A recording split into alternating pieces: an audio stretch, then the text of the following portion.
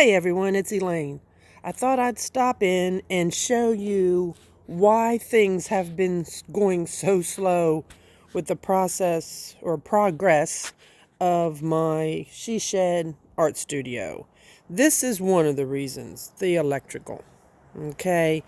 The closet wall has been taken down where the panel box is in my house, and now we have to dig a trench to put the wires in and run them through the yard and into the she shed / art studio.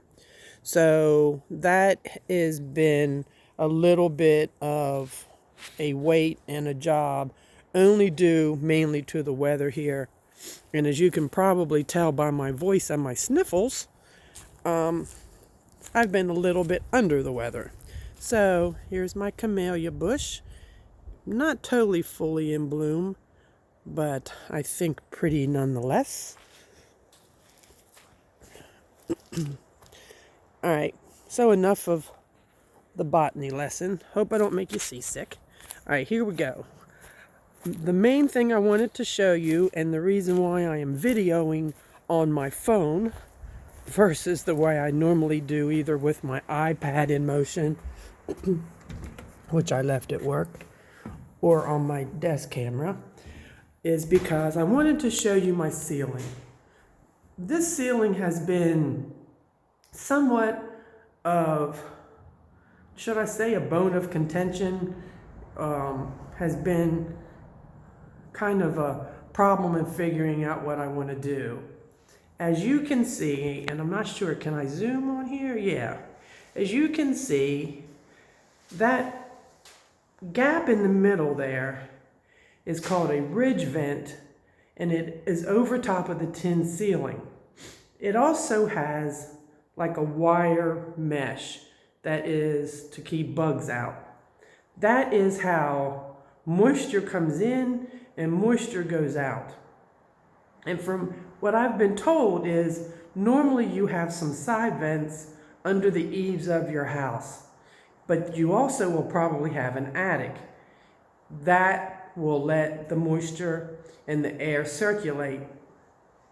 I won't have that because I'm going to have cathedral ceilings. So whatever I do here has got to either allow the air to move around, or I guess perhaps have no air whatsoever coming in. So the first thing I was going to do, just like I would have done on the walls, is to have the rolled insulation, the rolled fiberglass. Well, I was told if I did that on the ceiling, that would allow air in, perhaps get trapped, therefore moisture would get trapped, and in a little while I would have a problem with the mold. I can't do that. So there went the rolled insulation. Then it was suggested that I take those pink, sometimes blue sheets and nail them on this side of the 2x4, and then I could put my drywall right up against that. Well, that would allow the moisture to move in and move out. And I say moisture, I mean air and dampness, whatever. But the drywall man said that will not work for him because those foam sheets give. And when they give, he goes to screw in the drywall into the 2x4s. It's going to sink and cause him a problem. And so I can't have that either. So the decision has been made to do spray foam in my ceiling. Now, the foam man assures me that he knows what he's doing. So the way I understand it is every nook and cranny in my ceilings on the inside of inside of those 2x4s is going to be filled with spray foam. That way, really no air, no moisture gets in, so there's nothing to worry about getting out. And if I can keep the room climate controlled, that should also help my cause. And because he will smooth it to the rafters there, then that is, the man can put the drywall directly to those 2x4s.